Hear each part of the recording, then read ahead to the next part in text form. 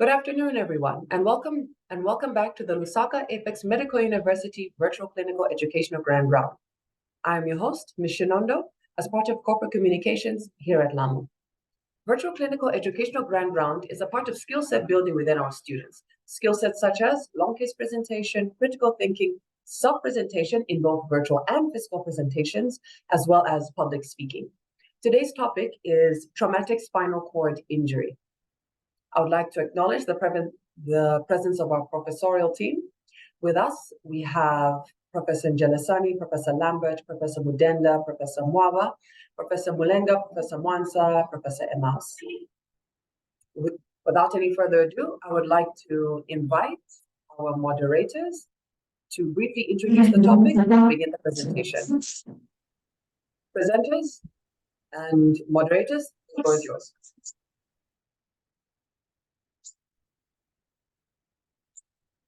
Sure. Sorry,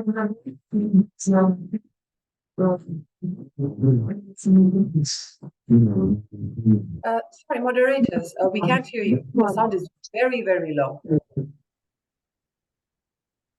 Are you able to get us? Better. All right. So I was saying my other moderators will join us online.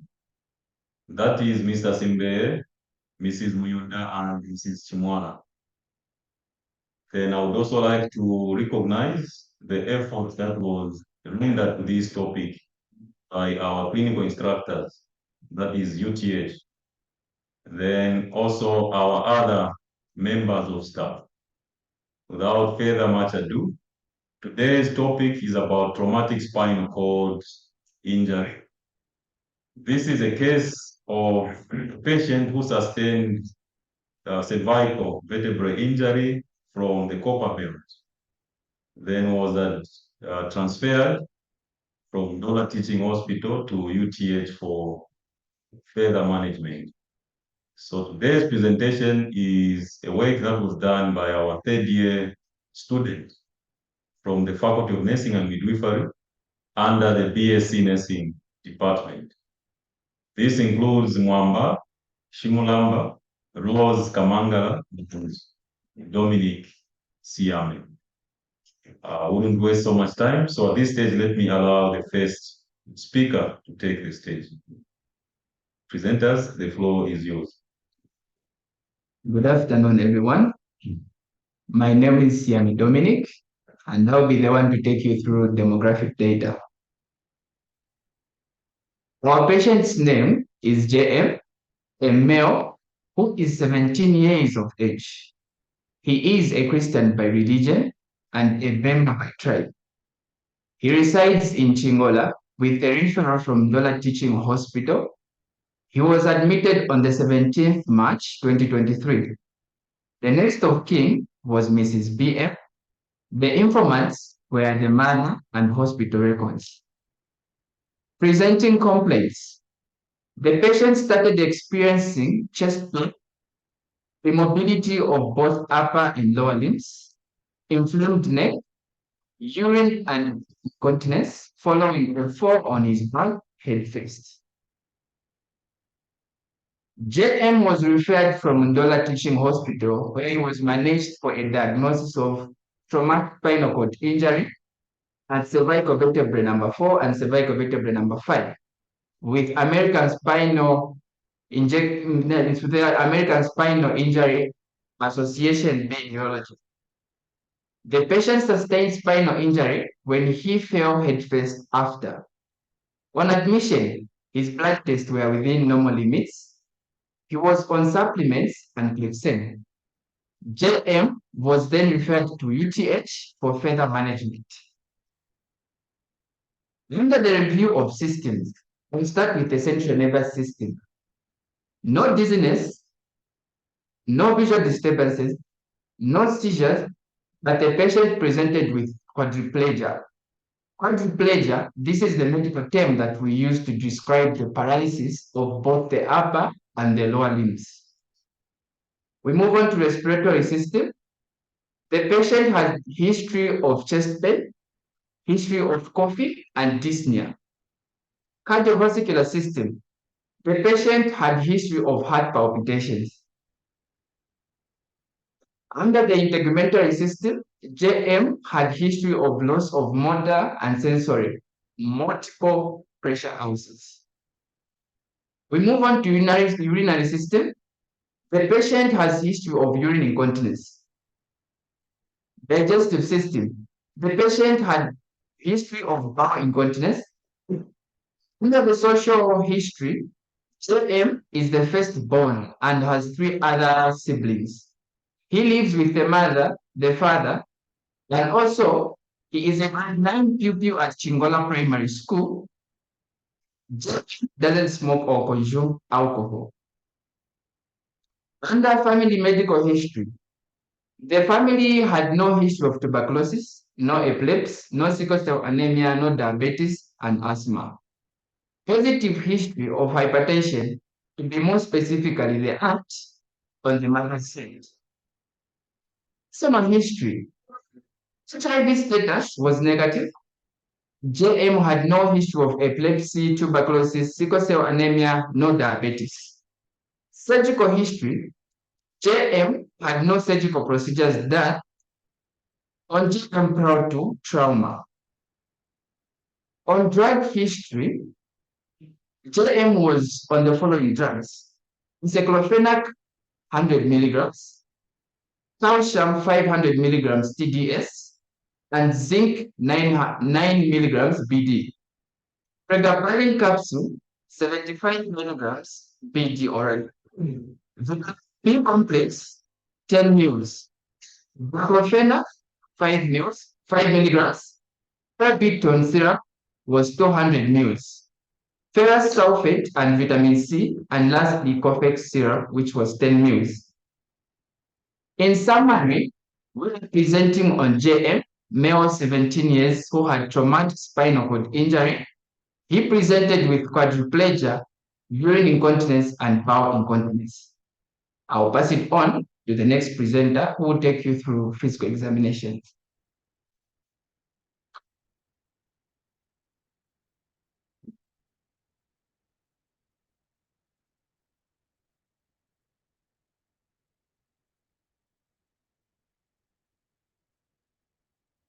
Okay, thank you so much. Good afternoon once more. So my name is Mwamba Shimulamba, and I'll continue with where my colleague ended. Okay, so physical examination. A general examination was done on our patient JM. So we examined our patient who was lying supine, was conscious but unable to move his upper and lower extremities. He had the cannula and catheter in situ and had mild respiratory distress. So his vitals were as follows. His temperature was 37 degrees Celsius. His pulse 62 beats per minute. Respiration 20 breaths per minute. Blood pressure 116/78 millimeters of mercury. And he was saturating 98%. During inspection, on the head, his hair was black in color, soft and oily in texture, distributed throughout the head.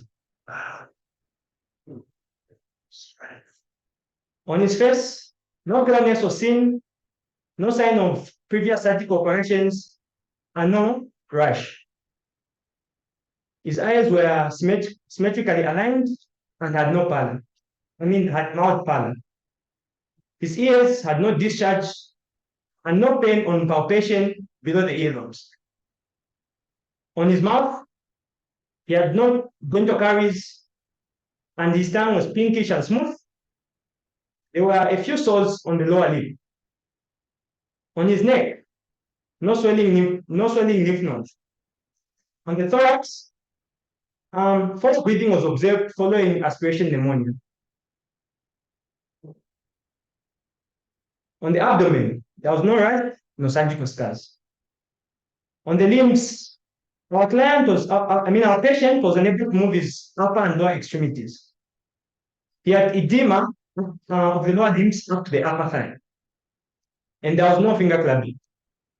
On the dorsal region, he had a deep white pressure sore on the sacral region and defect the scapula.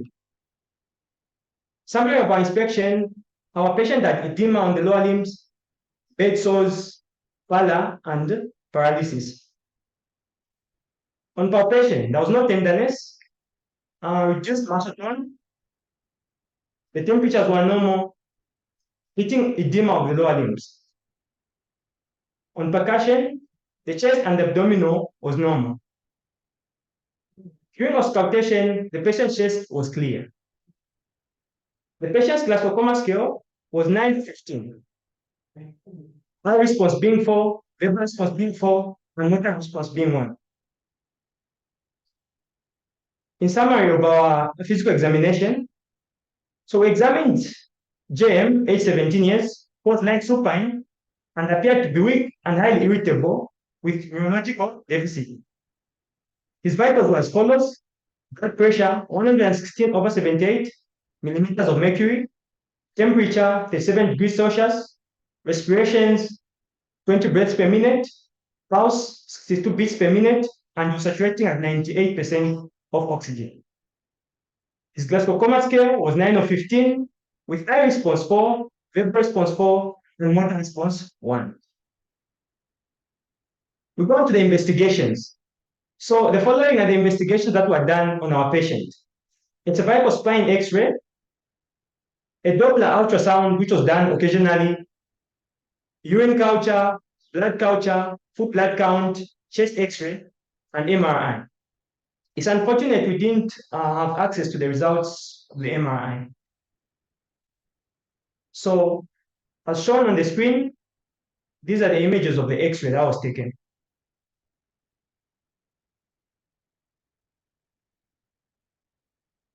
So can I read?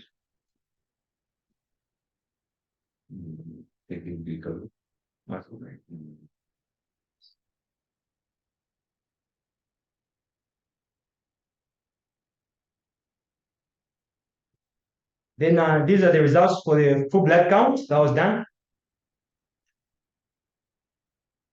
Okay, so as seen, the X-ray revealed an injury on the cervical vertebra 4 and 5. And then the full blood count also revealed a few abnormalities, which are as follows: low hemoglobin levels of 7 grams per deciliter, low hematocrit of 18.3%, low red blood cell count of 2.42 million per cubic millimeters, a slightly high white blood cell count of 12,880 cubic millimeters, low mean corpuscular volume of 75.7 femtoliters, high mean corpuscular volume, a high mean corpuscular hemoglobin concentration of 83%, slightly elevated neutrophils of 75%, and slightly low lymphocytes of 14%. So at this point of time, I'll pass on to the next presenter.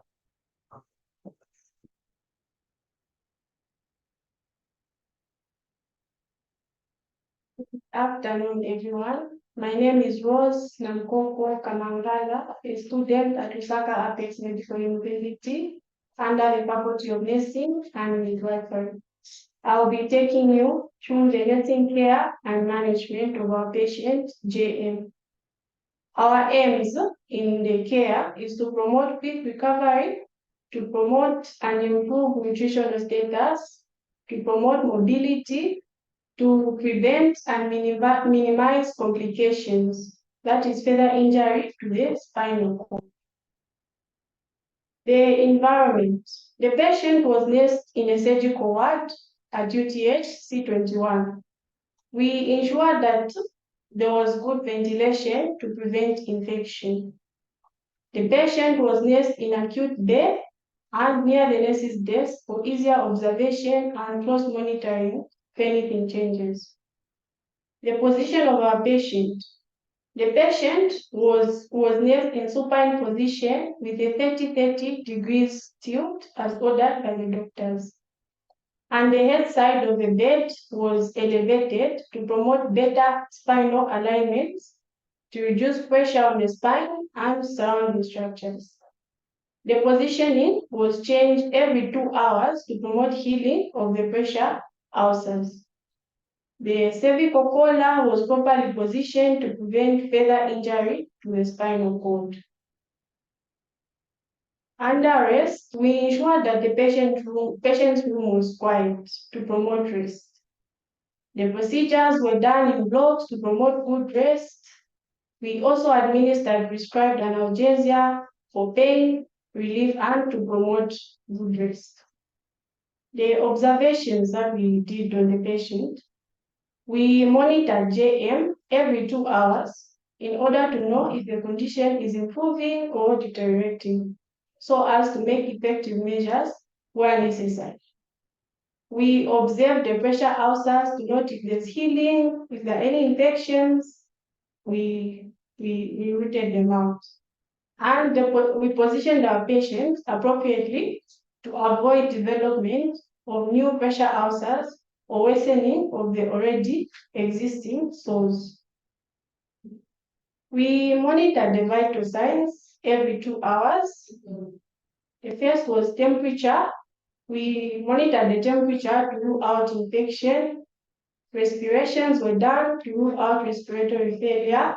Understanding that our patient has injury at C4 to C5, noting that the phrenic nerve innervates the diaphragm. So there's a possibility that the patient may fail to breathe properly. So the pulse was done to rule out tachycardia, blood pressure to rule out hypotension. We also observed for signs of neurogenic and spinal shock. So the signs that may arise from neurogenic shock are irritability, blood pressure, heart rate, and poor temperature regulations. And the signs for spinal shock would be bladder control and bowel control. And yes, the same. If there's poor bladder control and urine incontinence, it would mean the spinal shock. We also observed the intake and output of the patient and documented all the findings on a fluid balance chart. We also observed the following. We observed JM's facial expressions to detect pain, and we administered prescribed analgesia like paracetamol to relieve pain. Anxiety and depression were observed for these and offered emotional support and counseling to the patient. We also observed the feeding pattern of the patient and encouraged a high protein diet and carbohydrates to improve nutritional status. We also observed the mobility of limbs. We notified the physicians and physiotherapists for further management. So our patient received physio every single day from the physiotherapists. Under psychological care, counseling and education was done to offer psychological adjustment of the patient. So we gave counseling and education to the mother and the child, understanding that now there are some changes in their lifestyle. They'll no longer do things that they used to do before the injury. Because that paralysis are unable to do things they used to do, feed themselves, to walk and do the activities. We educated JM and family on the condition, the signs and symptoms, procedures to be expected, and prognosis. We also explained the efforts being done to promote recovery and prevent complications. This was done in simple terms and language that I can understand. Further psychological and emotional support was given to the mother, because she's the one that has been seeing the patient from the beginning, that is from March to date. So we gave that psychological support and emotional support. Under elimination, we advise the patient and the family to include lots of fluid and roughage in the diet to prevent constipation, as well as to promote renal washout and thereby prevent renal failure. We also offer the bed pack, since our patient is confined to bed, to promote bowel movements And also the patient was catheterized to keep the bladder empty. They have no control of their urine output. So we will be catheterized to keep the bladder empty. Under hygiene, they saw linen and our patient was wearing a diaper. So we changed the diaper and the clothes to promote hygiene and comfort. We provided bed baths for the patient to remove dirt and promote comfort. We did nail care to prevent oral infection and mouth care to prevent halitosis. We also did catheter toilets to prevent ascending infection into the bladder. Under the nutrition, high protein diet was recommended and given to the patient by the nutritionist to promote replacement of worn-out tissues and reduce edema. So the nutritionist visited the mother and the child and they advised on the diets and they will bring the food to the patient. That's a high protein diet every 3 hours. The food was served in small amounts frequently to promote appetite. Adequate fluid intake was given to meet metabolic needs. Then the medication. We advise the patient and family on the importance of taking prescribed drugs. If they take the drugs, we aid in their quick recovery. We administer the prescribed medication following the 6 rights.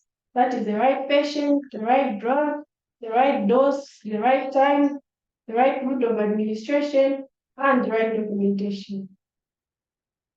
We ensure that the drugs were swallowed in our presence to avoid patients from spitting medication. Therefore, we are promoting quick recovery. So the medication that the patient is receiving were earlier mentioned. Under exercises, daily physiotherapy was done to promote limb movement. Under wound care, daily wound care was done with prescribed solutions like hydrogen peroxide, vinegar, and some hand for dressing. We cleaned the wound with aseptic techniques and was dressed with sterile gauze. Under the health education, we educated the mother and family about the patient's condition in order to create awareness and compliance.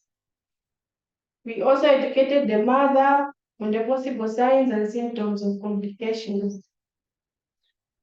We advised the mother to call nurses whenever they so wish to tend the patient.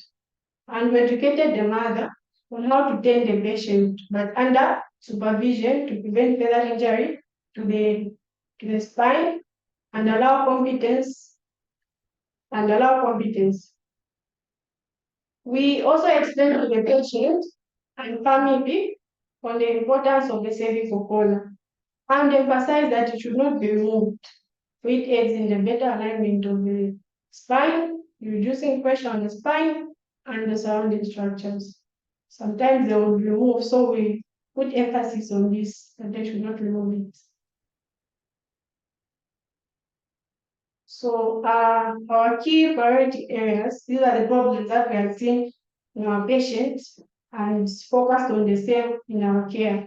So there was impaired skin integrity, there were multiple pressure ulcers on the sacral region, on the scapula, even on the spinal area. There was impaired nutritional status. You notice that there was some weight loss. There was impaired mobility. As we said, there's paraplegia, that's the paralysis of the upper and lower limbs. There was activity intolerance.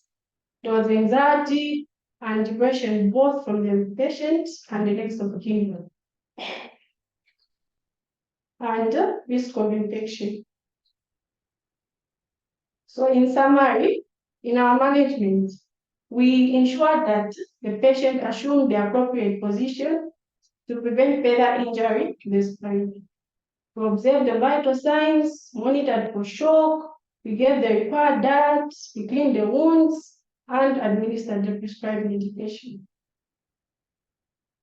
Some complications that may arise from spinal cord injury: there's spinal shock, there's neurogenic shock. As I mentioned earlier, in spinal shock, we look out for signs of bladder incontinence, bowel incontinence as well, absence of bowel, paralytic ileus, among others. In neurogenic shock, you'll find that the sympathetic nervous system the tone is lost, and in the parasympathetic system, having the vagus nerve, there's that overstimulation of the cell, causing one to have hypotension. There's also autonomic dysreflexia, there's severe anemia, there's malnutrition, there's hypothermia, there are pressure sores, there's orthostatic hypotension, there's also deep vein thrombosis and pulmonary embolism, there's loss of bladder for bowel control, there's also limb paralysis. So yes, we end our presentation here.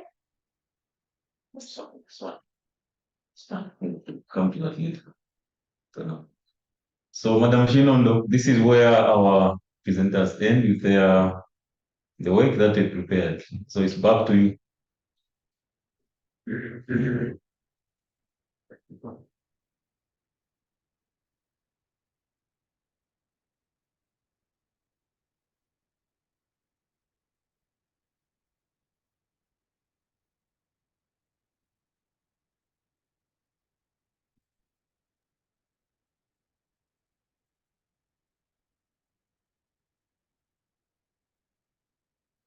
Presenters. Just so that I'm clear, is this the last part of your presentation? Yes, that's where they end. Maybe we can move to the next slide. Perfect, perfect. Perfect. My apologies, my internet dipped for a bit, so I just lost that last part. Otherwise, well done, presenters. Now, moderator, or whichever of our present moderators, do we have any summary to give on this, or any main points?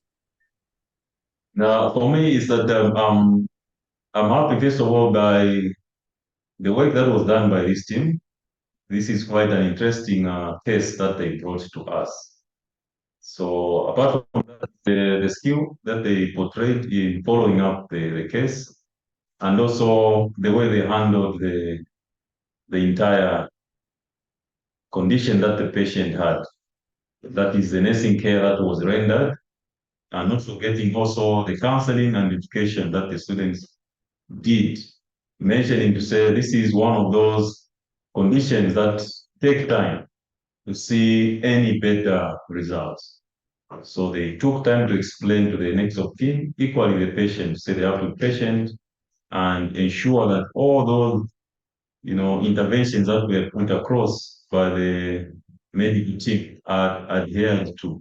We heard that at some point the next of kin would remove the collar, and students were quick to ensure that they understand why such has to be in place at all times, because we are dealing with a sensitive area, that's C5, C4 and C5. So that's all I can say. Otherwise, job well done to the team. Back to you, host. Thank you, thank you. So now, question and answer session is on, but as usual, before we do so, I would like to do a roll call just to have a feel of where our audience is from. How many, by show of hands, how many of us are listening from Kitwe?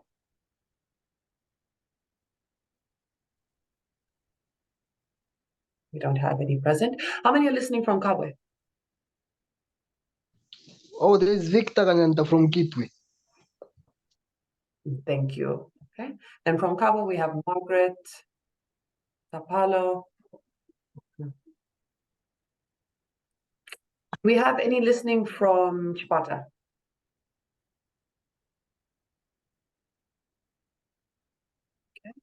Do we have any listening from UTH?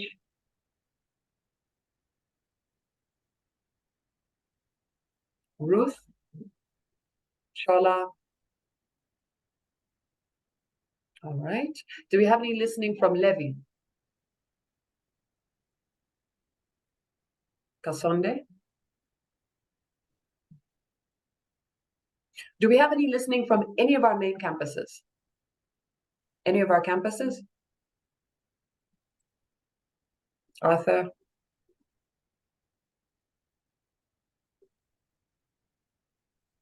Forgive me if I'm not pronouncing your name correctly.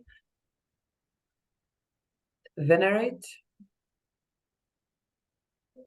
Emma, Nace, Patson, Shamira. Excellent. Right. Thank you. Thank you. Right. So, as always, question and answer session is a learning experience. So that means both you, our students in the audience, as well as our student presenters are here to learn. So there are no right or wrong questions. So please feel free to ask your questions by either raising your hand, the floor will be given to you, or you can write your questions in the comments and they will be read out for you. Please don't hesitate if you didn't fully get the answer that you needed. You can again raise a prompt. Open dialogue is welcome between yourself and the presenters. So we have one from Chola. She has 3 questions. Moderator, do you suggest I read all 3 questions first, or I go one at a time and give them a chance to answer each? I think we can go one at a time. So we have one from Chola Bertha. She says, thank you for the presentation. Job well done. I have a few questions. 1, you mentioned quadriplegia in your history. Was the onset gradual or sudden on impact? What was the power and tone in all 4 limbs? Okay, so I will start by answering the first one. The reason why we mentioned that on the signs and symptoms, there was a quadriplegia. The reason is simple. When this patient was brought to UTH, he had B neurology as an Asian. So the Asia, this is just a system that we use internationally to describe the damage that has been made on the spinal cord. So at first, this patient had B as a grade B, which simply means that there was a bit of motor function and the sensory function. But later on, he went into grade I, which is there is complete loss of motor function and sensory function. As a result, this led us to the quadriplegia itself, the medical term. There was loss of sensory function and motor function on the upper limbs and the lower limbs. This patient couldn't move or do anything. Even when you pinch him, he couldn't feel anything. So I don't know if I've answered the question or there's still some clarity there. Okay, thank you very much. Any addition from the team? Do you need to add something? Okay, Rose, you can go ahead. Yes, just to add on, the patient came with quadriplegia. But upon the impact, there was that paralysis on the upper and the lower limbs. As my colleague has mentioned, it was Asia B, then later Asia A. So there was no motor function and no sensory function later on. Okay, I think do you need to add some more? No, that's okay. All right, so host, I think the questions have been answered. Like we heard from the history that this is a referral from Mwamba Teaching Hospital. So the initial assessment about the force of muscle tone, I don't know if was done, because that was done from dollar. So it cannot be accessed through the history. So these are not the team that assessed the patient in the initial phase. They had to pick it up when the patient was brought to the UTH. Otherwise, they've explained the patient came with B, then later on progressed to A.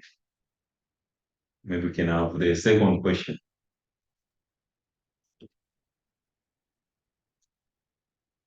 You also mentioned loss of motor and sensory function on integument. What part of the body was affected, or was it the whole body? Okay.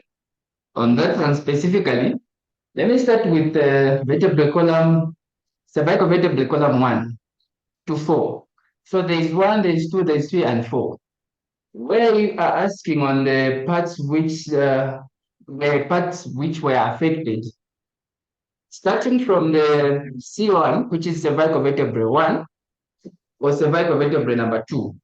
When these two vertebral parts are destroyed or damaged, or there is any injury to them, meaning that there will be loss of sensory or motor function, partially, more especially on the shoulder shrug and the biceps. We move on to cervical vertebrae 3 or 4. There will be, when these two are damaged or there is an injury to cervical vertebrae number 4 and 3, meaning that the breathing pattern will be changed. And also this can also result into loss of breathing. There will be dyspnea again. The other thing is that there will be a bit or partially in the loss of functioning of the hand. I don't know if there is any addition from Yeah, just to add on. So we spoke about the skin, the sensitivity and the sensory part, him not being able to pick up sensations. So upon injury, it's more like starting from the C5, C4, C5, sensation was cut off, going to the lower part of the body. So the lower extremities, the trunk, and the upper extremities had no, were unable to pick up the sensation. Rose, you want to add something? Are we okay? Just to add on what my colleague has said, you said the injury is starting from C4 and C5. So the sensation and the motor responses are low, or they are not there from that level of injury going down to it, going below it. So the sensation and motor responses are not there from the level of injury. So from C4, C5 going down, there's no sensation, no motor. But the head will move, but below there's no sensation. Thank you for that, Tim. Then if I could just throw in maybe an extra. With me is still another student with the same team, but this is a student that will present in the next presentation, but still they wanted to see how the friends present so that they're in readiness for their presentation. So if you want to say something, so you can go ahead. So, It's okay. okay. So when we talk about the cervical nerve 4, this nerve controls the upward shoulder motion and is one of the nerves that controls the diaphragm, which is the muscle at the bottom of the ribcage that helps in breathing. As he said, when this nerve is damaged, there will be a disturbance in the breathing pattern. Then when we talk about the C5, since the patient came in and the doctor ended up with the diagnosis of the traumatic spinal cord injury at C4 and C5. So the C5 controls the deltoid muscles of the shoulder and the biceps. That's why there has been a paralysis in the upper limbs, which are affected by the destruction of the nerve, the C5 nerve. Thank you for that. So, Madam Shinodo, I think we have exhausted that question too. I'm sure I wanted to know sensory loss, but we had to say because of the level at which the injury occurs. Of course, we lose both sensation, the upper limb, lower limb, and the trunk. So we can get some more questions. The third question was, what is the long-term care plan for this patient? Tim, who is going to respond to that? What is the long-term care plan for this patient? Okay.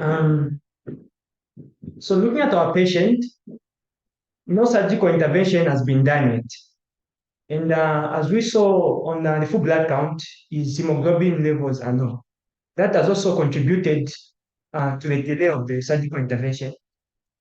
So we hope to help our patient by continuing supplements that will help increase the levels so that surgical intervention can be done as soon as possible. And then for so long as we are waiting for the surgical team to do their part, also keep monitoring the patient and ensuring that the cervical collar is on, ensuring that they are repositioned every after 2 hours to prevent formation of more pressure ulcers and worsening of the current ones. Others? Any other team members? The patient was tried on a wheelchair, but there were some complications upon trying the same. So that's one of the care that the long-term care that the patient will have, sitting on a wheelchair. Anything else? No. All right.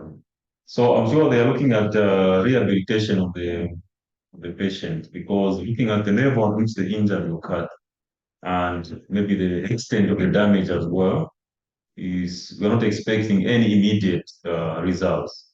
So we look at stabilization. So we don't want to have any further damage to the spinal cord at that level where the vertebral bones were shattered.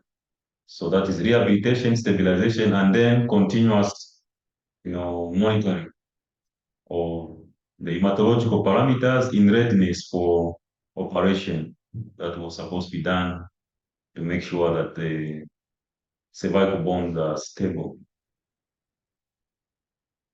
I think we can get some more questions. We have one from Mwansa Wisdom. When you were mentioning the complications, it would be good for us if you included the cause on every listed one. Okay. I think that is taken note of. In the next one, we need to add that as well. This one is from our Dean of Health Sciences, Dr. Condor. Congratulations for a well-presented case and your consideration that the case requires interdisciplinary attention, including physiotherapy. Any comment on muscle tone in both upper and lower limbs? Okay. Any comments on that? So for the upper extremities, we noticed low muscle tone. Yeah, but for the lower extremities, it was unclear because they had edema. Yeah, up to the thighs. So we're unable to detect the muscle changes, but with the upper extremities, there was no muscle tone. Was there any difference from the initial phase and later on in terms of muscle tone? Yes. The first time that we saw him and our last examination, we noticed to say his muscle tone kept on reducing. Any other comments from the team members? Okay. So, well, we read from the presenters and the students who handled this case that if anything, the patient was deteriorating as concerned neurological function. So the muscle tone, of course, was poor, and slightly the upper extremity was better than the lower. That's what I'm getting. Yeah. Okay. The host, we can get some more questions.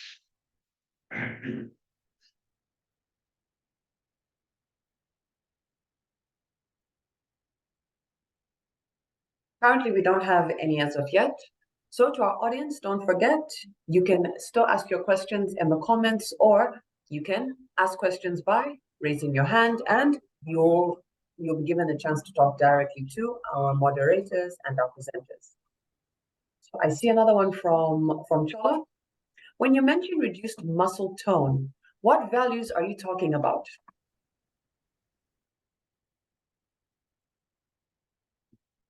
Team, any response to that? Were there any parameters that we are comparing to concerning the muscle tone in our patients? Nah. Okay, now maybe to respond to that one, in terms of nursing, rarely that nurses will be involved in assessment. Usually will depend on the assessment done by the physicians and possibly the physiotherapists as well. So maybe that's why our students don't have that information. But like you are saying, this is a learning platform, maybe students take note of that we try to understand and determine also if there are any standards that are used and the comparison that was done for this patient. Needless to say, this patient is still on the wards, so our students can still go back and have a look at that information so that they learn better on this. How do I get the host in my hand? So host will have a contribution within the bond room. So it's up to you. So what do you? I'm Dr. Simbeye. I'm Dr. Emaus. Sorry. I'm looking at the catheter, long-term catheter use. What are the complications you are expecting, and what can you do to avoid the complications of prolonged hospitalization? What innovative methods can you use? Okay, Tim, any thoughts to that? Yeah. So, the first one that we can be doing in order for us to prevent some more further complications. So it's by doing or changing the catheter, the dwelling catheter, when necessary, more especially within the short period of time of maybe 4 to 5 days, you change. So that will also help us it will help us to reduce some infections, such as the urinary tract infections. Because if we don't keep on changing the catheter, that simply means that there will be some microorganisms or any fecal materials that could harbor and start migrating into bacteria, and that could lead to urinary tract infections. Okay, so I feel like the first one that we're supposed to do is by changing the catheter when necessary for a period of time. What else? There are innovative ways. You can avoid. What else can you do? You can still make sure that it's dry, but what can you use apart from the indwelling catheter? What can you use?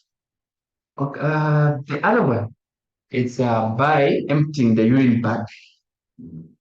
That could also help because if we keep on not emptying the urine bag, there could be some more complications.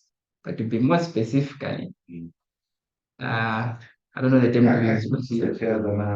Yeah. Like, is it just the indwelling catheter that you could use? You just insert a tube or other methods? Spine patient, super something. No, Necessarily. You know the condom. It's the male patient. Yes. Second catheter. You give him a condom and you put a tube on it. Those complications will be less. Yes. Understood. Training. Thank you very much for that reminder that we can avoid some of these problems just by using innovative ways that are even actually maybe even less cost than the indwelling catheter itself. Just an ordinary condom is enough, especially that the patient is male here. Host, back to you. Excellent, thank you. And welcome, Dr. Chilea. Okay. We have one from Victor. Can we say syndromes of spinal cord injury? Which cord syndrome does our patient have? Repeat the question again.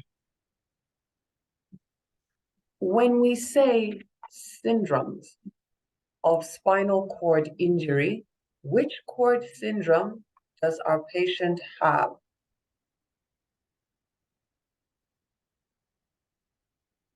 Syndrome. Victor, do you mean symptom? We can rephrase the question. Then let them rephrase the question so that we can I meant a respond. syndrome. Syndrome. Could you please rephrase your question, Victor? The floor is yours.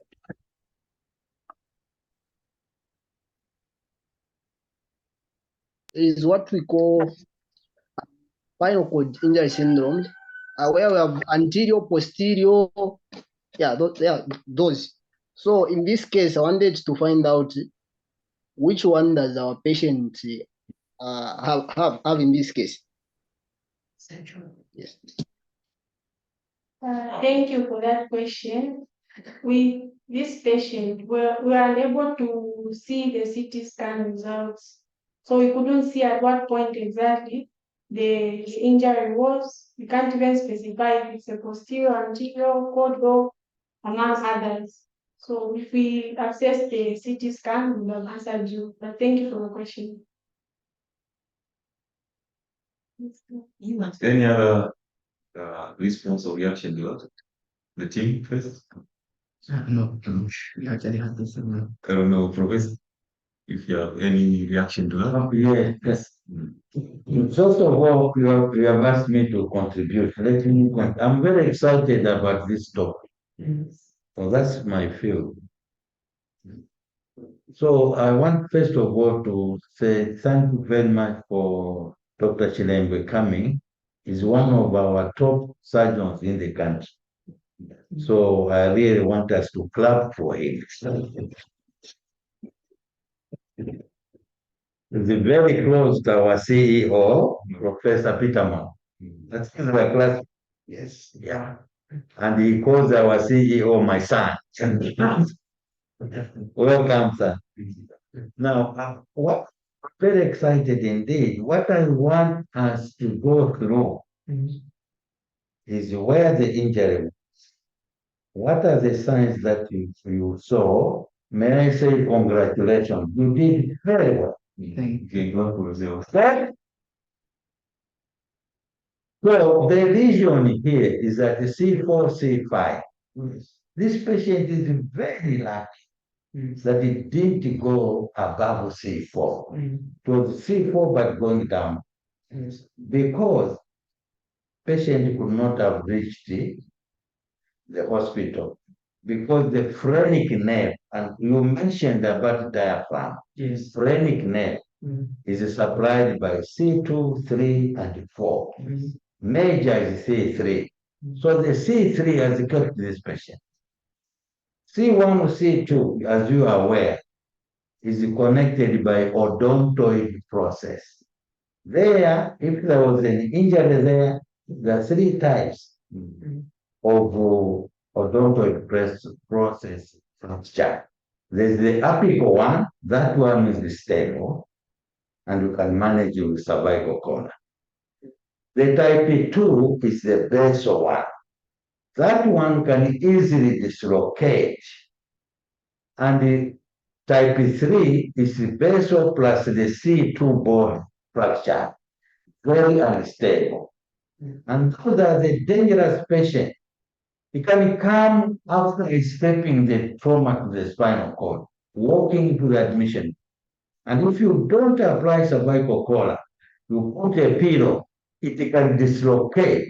Imagine if it dislocates there at the C2, C1 level, or don't say, the phrenic nerve will just stop and the patient will have respiratory arrest. Because the intercostal below is already gone. So surviving on it. So that's how dangerous, how important it is, cervical collar. And I think that you have to emphasize. Even our colleagues in DOLA, they did apply cervical. We thank them. Then C4 below. C5 is the one I think she came up and said, deltoid muscles. So this patient can abduct. Because remember this patient, this stage. If the C5 is working, the abduction of the shoulder deltoid by using deltoid is possible. And a weak biceps action of flexion of the elbow joint. That is the posture. If you go back and watch his breathing, you will find it trying to lift the shoulders, abduct, because C5 is partially working, and C5 segment into biceps muscle for elbow flexion. So that's typical of quadriplegic patient. We call it posture that will show paradoxical breathing. Paradoxical means, when you watch this patient, paradoxical, when he's breathing in, the chest retracts, the abdomen blows up. The opposite of normal. When we are breathing in, we expand the chest, isn't it? Yes. The abdomen goes flat. But it's the opposite, because it's just dependent on the diaphragm. That is the diaphragmatic respiration or paradoxical respiration. Then the upper limbs are dysfunctional, the lower limbs dysfunctional, incontinent stool and urine. It's typical of tetra or quadriplegia. When you are admitting, like our colleagues on the copper paper, when they are admitting this patient, he might have had neurological or neurogenic shock. What neurogenic shock does, and I heard you, I think, talk about sympathetic. Very good. I was very impressed. Neurologic shock, because the spinal cord has disconnected, including sympathetic action to the vessels, that will dilate, widespread dilatation of the blood vessels. So the volume increases, the circulation blood becomes inadequate, and blood pressure will go down. That is hypotension. But in your patient, your blood pressure had recovered, right? Maybe because of the drip, or the shock was wearing out. That's what neurogenic shock is. Spinal cord is a common cause for neurogenic shock. And it may not have lost blood, but the vasculature, cardiovascular system, the vasculature dilates because they have lost the trail, and then blood circulation becomes inadequate. So watch out for neurogenic shock, blood pressure, and your pulse rate was 20 per minute.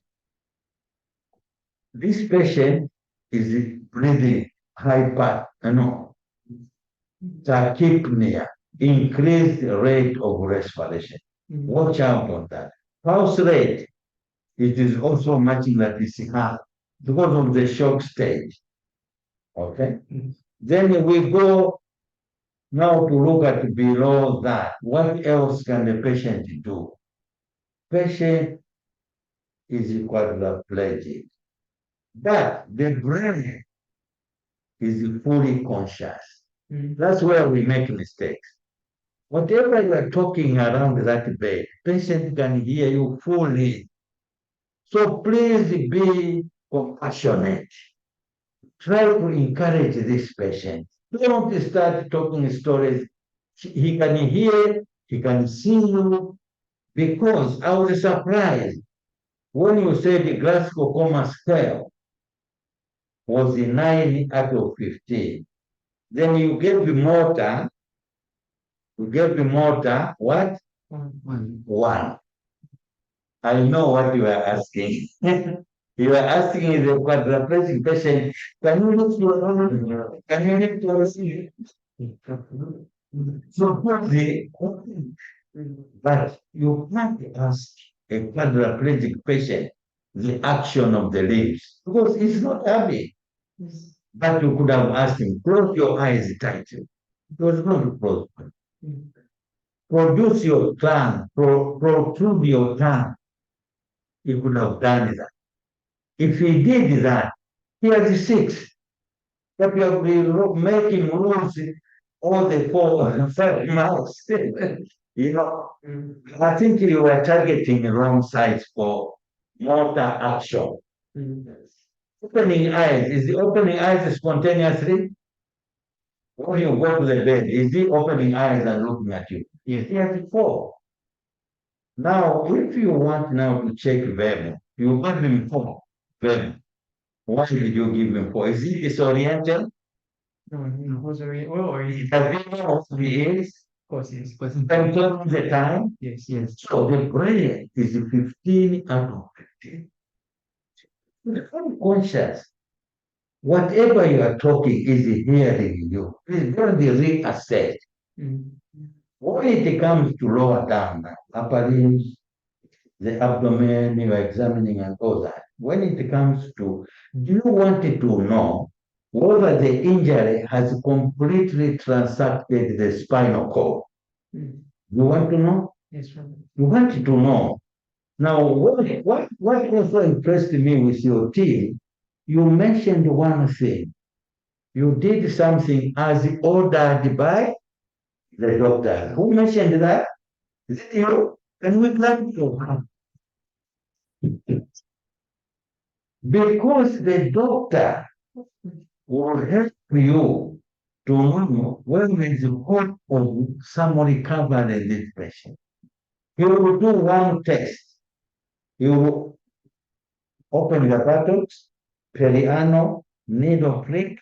We'll be watching for sphincter closure of the anus. We call it the sacro-sparing test. Or perianal prick. The doctors, please go and ask. You work together with them. Perianal prick, the sphincter, anal sphincter will close. That will show you that some segments of the spinal cord tracts have escaped the damage. There's a hope that this patient who worked hard can regain some function. Simple test. So please visit this patient. And Dr. Cherengwe asked you about catheter. Yes. You know, and you should even, I go further with him, you have to choose the catheter.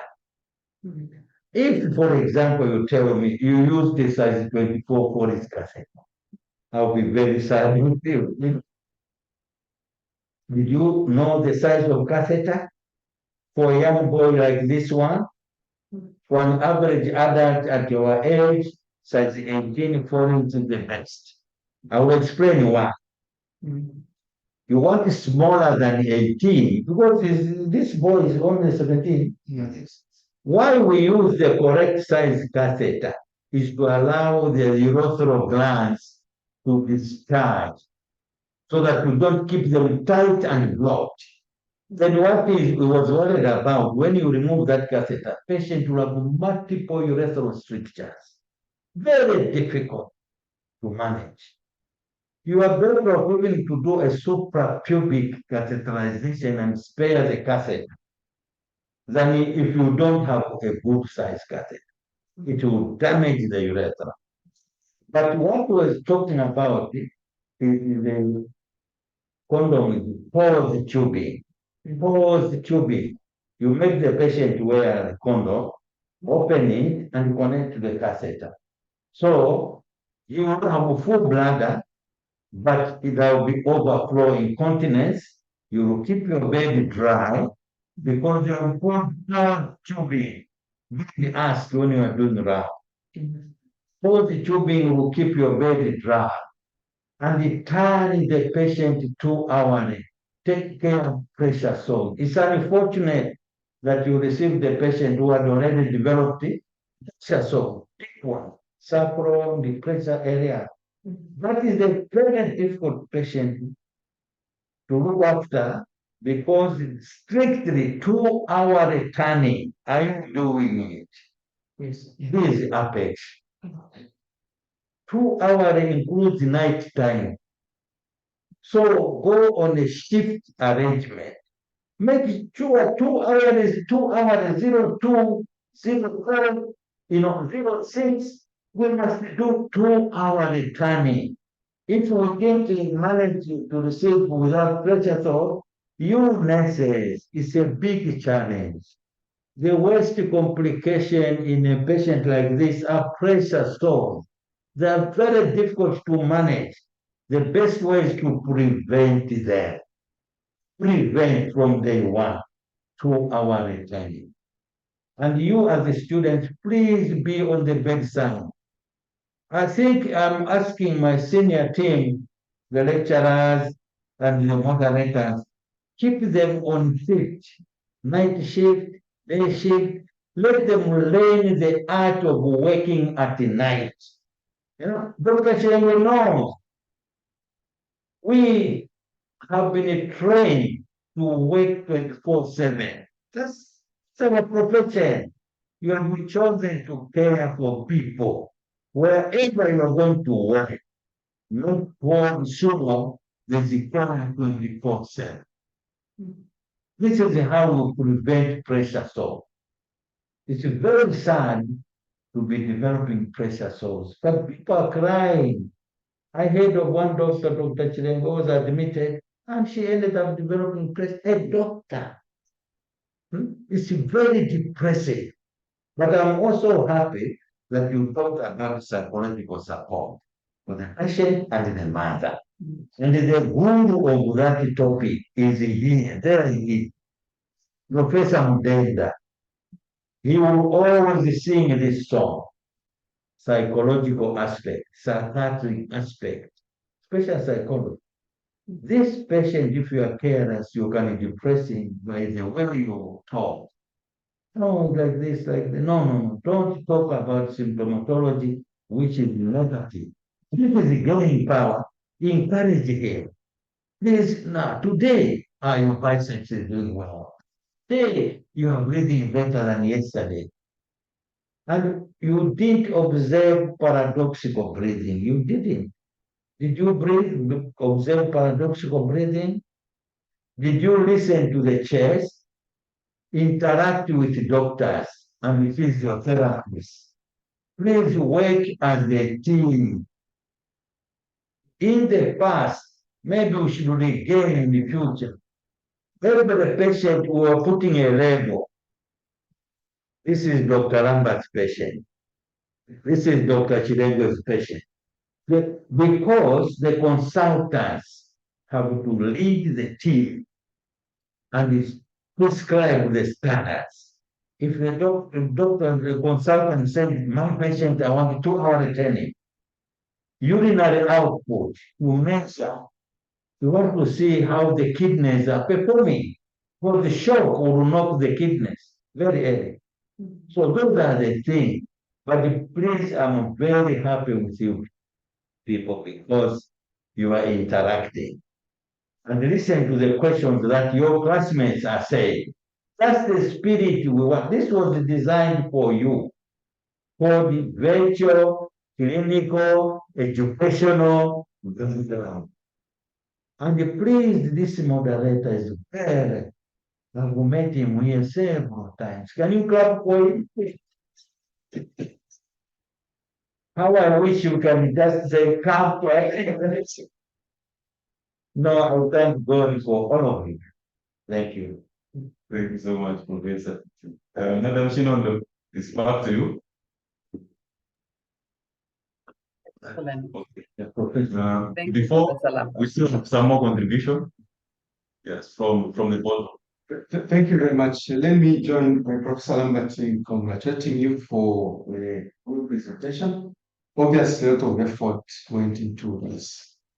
For a ground round like this one, we would also expect that somebody should take some time to review the literature so that you know the local aspects of such cases, understand more about spinal cord injuries, you summarize them, you look at the epidemiology, where is it occurring, which areas, is it in towns, it's in rural areas, so that you can have some perspective of what that, including some etiology, dive into that, because that can also affect management. So I just want to encourage you to go back and read through the literature, which we could have shared with everybody so that people can open up their minds about other aspects of this particular condition.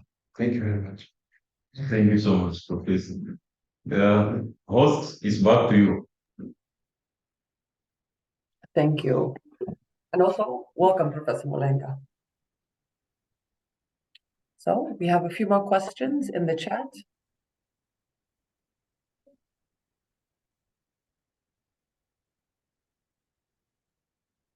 We have one from Styles.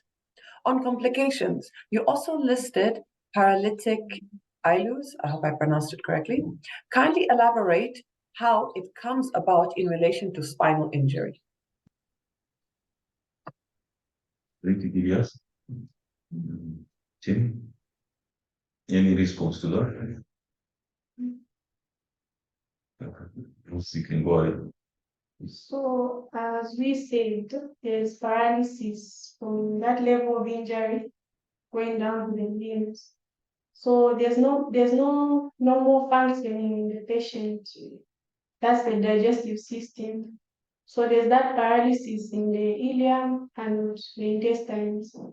So there's that paralytic areas because of the same paralysis. No, but you had a good answer. You talked about the what? Remember the two autonomic parts. You mentioned that. So that's the answer. Tell them now. You have to connect to that.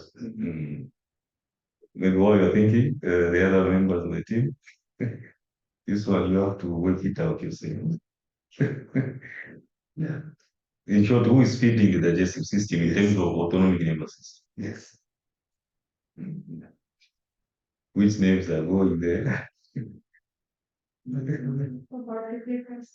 Again? Yeah. Yes, you spoke about the types of shock. Yes. So No, for them to remember is the parasympathetic and also internal plexuses within the GIT. But for you to remember easily is the parasympathetic is meant for the feeding part, digesting part, and for sexual activity at night. Have you heard me? Yes. No, no, okay.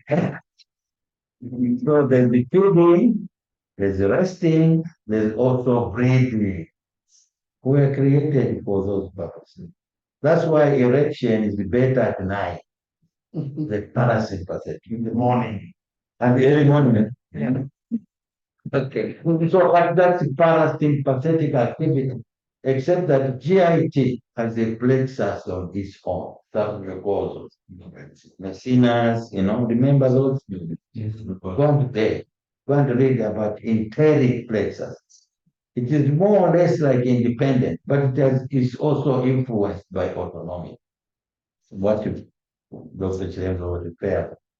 So at night is more active. During daytime, sympathetics, because we are active during daytime. If you want to move the muscles, flight and fight, like the psychiatrist to talk about flight or fight, is sympathetics. They supply more muscles now for action. But at night, the brain must rest. But the parasympathetics must help digest. That's why feeding is better. Digestion is better at night. But in addition, genitourinary system is taken care of. The genital part. Thank you. Thank you very much, Professor. Host, I think we can get, if there's another question, we can have that as well. Just Okay. Before we get the question, Professor Mudenda wants to add something. just a small addition. When you are faced with cases like that, I want to hear some organic or organicity or organic involvement. If there is no organic involvement, I want to hear the word predominantly functional. When there is a functional dominance, we are talking of conditions like schizophrenia, depression, and so on. But if there is organic involvement, it is conditions with the organicity. I think in this case is dominated by organic features because they are visible organs affected. Okay? Yes. Thank you very much, Professor Mudenda. Host, it's back to you. Thank you. And welcome, Professor Mudenda. Good morning. Morning. And good afternoon. So we have one from Ernest. This, I believe, is a comment. The thing about pressure sores is something we really need to be considering as we are nursing such patients with surgical. Let me read that again. The thing about pressure sores, it's something we really need to be considering as we are nursing such patients in surgical wards, because a lot of patients are developing pressure sores in these wards even now, because patients like this are especially and easily neglected due to their injuries. A lot of emphasis is needed amongst us students, even the nurses who are working in these wards, about the importance of turning these patients regularly.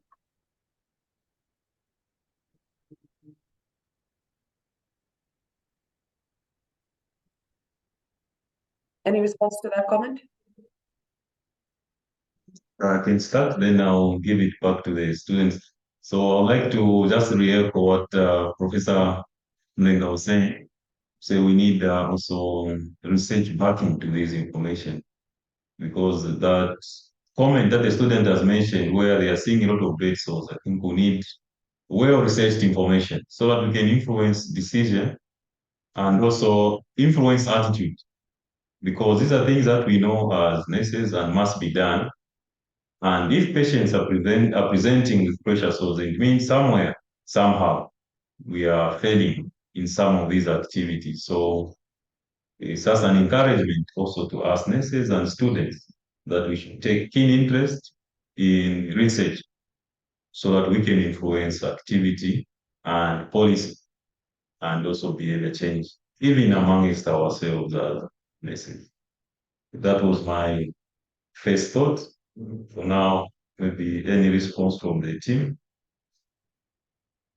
concerning the high number of pressure sores being seen even at University Teaching Hospital. What could be your thought or maybe experience, because you are working there when you are located? Are these things being done like Professor Lambert was inquiring, turning and other issues? I'm agreeing with the same statement. Okay, I'll give an example on the same patient. So what we usually found on this kind of patient is that since earlier on we said that this patient is unable to move. So you find that he's lying in the same position. Now with the nurses, those that are on that same shift, you find that they are neglecting this patient. Instead of telling the patient 2 hours, they would rather give the medication and do something else like bed making. So you find that even if this patient has opened bowels, they won't change the patient. This also contributes because if this patient is unable to move and at the same time they have soiled, their soiled linens there, their skin becomes so clammy such that they can even develop into more pressure sores. Now, even with us, the students, we usually neglect in following the steps of these nurses because you find that the nurses themselves are the ones that are telling you to say, this patient is highly irritable. So if you want to make more complications, remember, if you tell him, we might also cause another complication. So us as students, we are also going to get that same information to say, if I do anything, meaning blame would be on me. But I would say we can try by all means. I don't know how it can be done, but we just have to be making sure that if the doctor has ordered to say this patient is supposed to be turning 2 hourly, we ensure that we follow that in order to prevent more pressure sores from forming. Any other comment or reaction or response? Team members? I think being at an advantage, having pioneers in this field, of course, I would ask for insight on how effective is the 30-30 tilt. Because there is negligence, as they said, most of the time, for example, at UTH. I personally have noticed to say, students get fed up when their leaders, who are the practicing nurses, don't do what they're supposed to do. And it kind of makes us push and flip back and watch. Because sometimes they may use terms that could discourage you. For example, saying, so you feel as if you're the one who's coming with all that knowledge that can change everything. And it's more like you're trying to influence the elder ones. And so we're kind of limited by such behavior. And with spine patients, I noticed almost all of them, when it comes to early trainings, they were being put on, is it 30-30, right? Yes, so I'd love to know how effective that is, because we did it for a long time, even on our patients, and yet the improvement was quite slow, very slow. So I'd love to know the effectiveness of that intervention. So may I come in? I worked in a ward with 15 patients like this, and none of them had pressure sore. But the matron, the ward sister in charge, was very powerful, very strong. Well, she understood that 2 hour training will prevent pressure sores. But once you have pressure sores, 1 or 2 patients, the ward will be smelly. You can't work properly, very bad. So please, it's a question of senior people like them to be very strict. Even put it at the bedside, what is the 2 hours? You started, including timing, you stick it there. Then you organize student nurses to teach them how to turn, low good turning, low good free, you understand? Yeah. It's a question of teamwork. Also, the doctor team, doctors and nurses and physiotherapists should work together as a team. Teamwork is what saves this thing. The doctor will say, I advise, 2 hours training, who's doing it? Can I see the chart? And that's why I was saying the sister in charge of the ward will set the standards. And all of you should learn when it comes to nursing care, for someone to rise to become sister in charge. My God, when I was an intern, there was matron Skazwe in G12, Pindwa in G11. One of the outside the trained doctor was working with me as intern. He was doing all round. Can you do POP on this patient? So his was in G12, mine was in G11. So I did the POP. And he also did the POP. But he was thrown out of Zambia because in Zambia was strict at practicals, okay? So the maximum, the way it was that done POP, and he puts her finger there, and it goes in. Oh my God. It was the thing over. I can't go to the memory. You are already reporting you to the consultant. You don't know how to put POP. You understand? Yes. So the matron in charge of the ward maintained the standards. That's why during ward run, the consultant, the one who he walks close by, is not a fellow consultant, doctor, one is the matron. Professor Bailey will say, matron, are we ready for a good round? You know, and she walks in. Stand still. Because she knows that the caretaker of the ward is the sister in charge. You will be in charges. Please maintain standard. And you're ready to say, yes, this nurse is very good. The in charge is very good. The cleanliness of the ward, absence of pressure sores, pouring of catheters, were all being graded. And every year we have a competition. Medical ward for E-block. The mission, I can't mention the name, but what a wonderful. Healing every year. Why? Cleanliness. Cleanliness. So it's you people who are going to elevate the standards of care. Even if you say wrong things, learn from wrong bad practice, learn from good practice. Then you become good. Choose the best. Even as the surgeons, we work to very hard setting. It's saying, but you truly is never part of it. From the land and the book, you become the best yourself. That's why all these grand rounds we're talking about is to try and make you the best, like the moderator, you know. So if he was given a word to look after, there will be no pressure at all. Because it's very strict. And he will group you students. Now we are men. He can group you. Your team will work from 18 hours to midnight. From midnight, another group, like that. So we should organize ourselves. Because the students now, many universities are supporting students, but we need to use you for the benefit of God's people.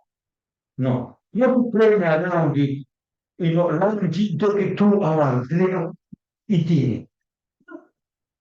Our time was 15 minutes. A Coca-Cola bottle, a Coca-Cola and the one bananas. Start on duty. That's what we went through. But our cases were no problem with pressure at all. But no. So anyway, I just wanted to add you to give you the historical part. Each patient was named by the name of the consultant.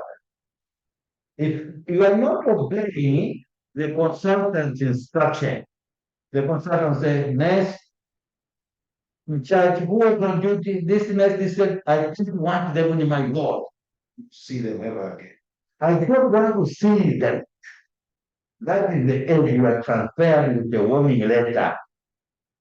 So the standards were maintained. But we should recover.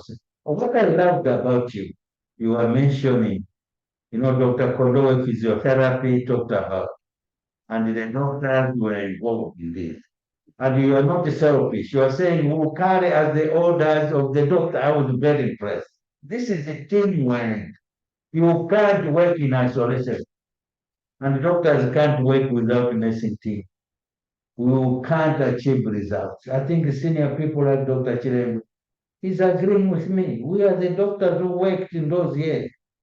There's no saying I'm tired. You what tired? Please. Anyway, I wanted to add something. Thank you very much, Professor.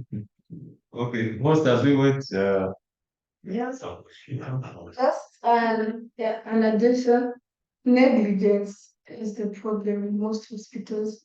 Because I remember 2 months ago in Kawe General Hospital, we had a patient with traumatic spinal cord injury. He had a lot of pressure sores. Oh, We found him with pressure sores and he was neglected to the last bay because it had a bad smell because of the same pressure sores. They never used to do the toilet training. With the doctor came and asked about the toilet training, they would lie about the results. And the patient could complain to us, the students, since they can't talk to the people in charge because they were rude. So they would complain to us, no, bwerani mlichinja kudaipa, beyond ababa, bwerani misu. If you tell the sister in charge, be like, oh, no, the afternoon shift will do it. Even those people, when they come, they'll say the night shift. Even the night shift, then hence we're putting the patient's health at risk. So it's negligence, like the people afterwards must be educated. And the matrons, I think they must be doing their job, like pressing through the wards to see what's happening. Otherwise, without that, a lot of patients have their health at risk. Yeah. Thank you for that. Vision and so host, it's back to you.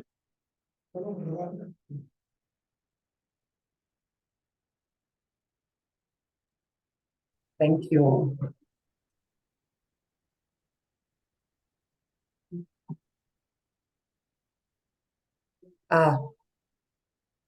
So, in the interest of time, I would now like to invite closing remarks. I would now like to invite our presenters to give their closing remarks. Thank you. We want to say thank you to the school, the professorial team, Professor Lambart, Professor Mudenda, our professor. We want to say thank you to the staff, the school, our clinical instructors for mentoring us, educating us, and correcting us where we have gone wrong. We want to appreciate the opportunity that you've given us to present our work. It would not have been possible without you. We also want to appreciate Dr. Lengwe for being here and educating us. Thank you so much. And thank you to our viewers and the contributions and questions that we asked. We are grateful for that. Thank you so much. Host.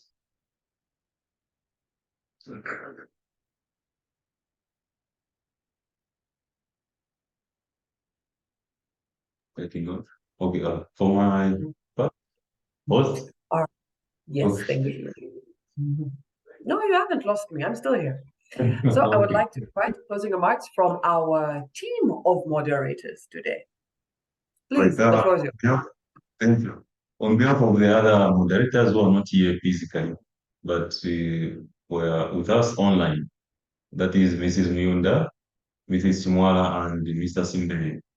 Then other members of the team, that is Lusaka Apex Medical University, my faculty members, that is Mr. Chisanga. Then I also received a lot of consultation from other members. So I would like to pass a vote of thanks to them, and we hope to continue working like this, even in other cases that are coming. Not forgetting the clinical instructors in our clinical areas, because they are the people who are ensuring that the theory that we teach our students is put into practice. Not forgetting the dean of the Faculty of Nursing, that is Mrs. Masebe, the HOD Kane Omlenga, and Mrs. Banda. Otherwise, job well done to the students. Keep it this way and keep, representing Apex well as you are sent in the clinical areas. Otherwise, we are very proud of you. Host, it's back to you.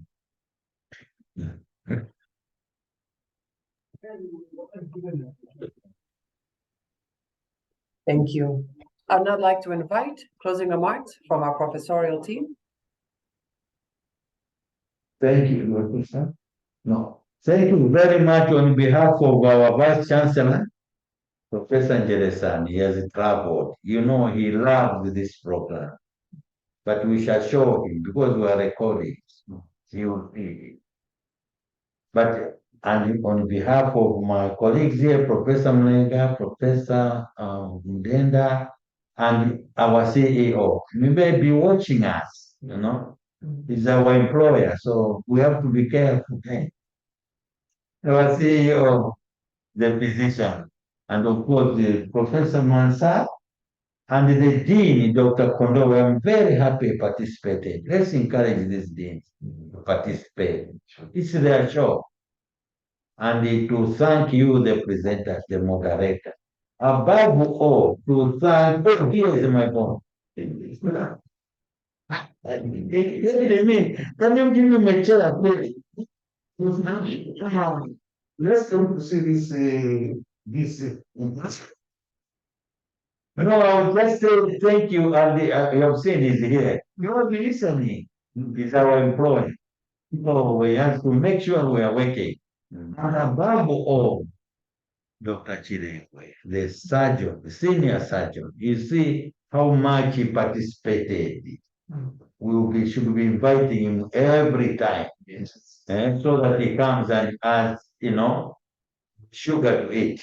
Very good. You are welcome, sir. I'm very, very happy. And these two are very close. When I was the deputy director at UTH, these two came and said, you have to give us Manelekera Plus. We told them so, and you are right, we are giving this good formulation to expected. We are going to give them a better. I said, I agree. I went to my boss and said, my boss, please have a suggestion. My boss is the late Dr. Katemba, Godfrey obstetrician, and he said, are you convinced? I said, yes. He said, let's give them Manelekera Plus to prepare for their specialization. There's the rural posting. Not even didn't go for national service. Did you go? So, what of their demand? They have become specialized in various fields. Professor Chikoe, the neurosurgeon in Levi, Dr. Kachinga, the neurosurgeon in UTH. And then they are all in a big position. Because the neurosurgeon. So all these people actually made a pool of specialists. So I'm very glad when I see them, I'm very proud of them. Although they are my bosses now. But I should be saying, thank you very much. This is the spirit. Work hard. This thing is supposed to be educational, and I hope we're trying to achieve what we want to achieve. When it comes to the new campus, which will be opening soon, it will be very big preparation. You will see what we have done with IT people there. It will be out of this. Our brain is this one, Zulu, the website man, IT. And Shinodo has mastered it. Shinodo is so special because out of the founder of 8, the mother, only one lady, the mother said, let's do it. Let's start Apex. So we are very, very grateful for everything that we are doing. Let's work as a team. Professor Mudenda, I'm happy he has participated. Thank you very much. Let's keep it up. Let's not be running out of presenting cases. Please prepare. Fridays all yours with physiotherapy and pharmacy, they can start. This is very important. Thank you very much. May God bless us all. Thank you. Thank you, Professor.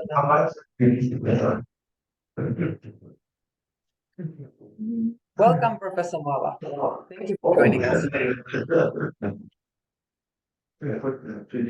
That's just finishing. Thank you, so That's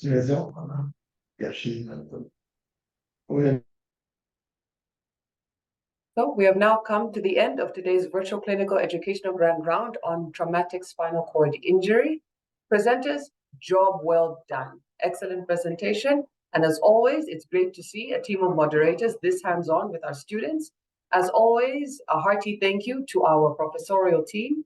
It's always great hearing from your experiences and thorough, detailed feedback on how to handle these cases and anything else our students have yet to learn. You are pushing them further.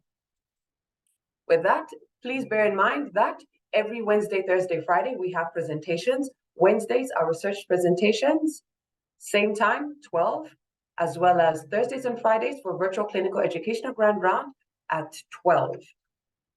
And with that, please enjoy the rest of your day. Thank you.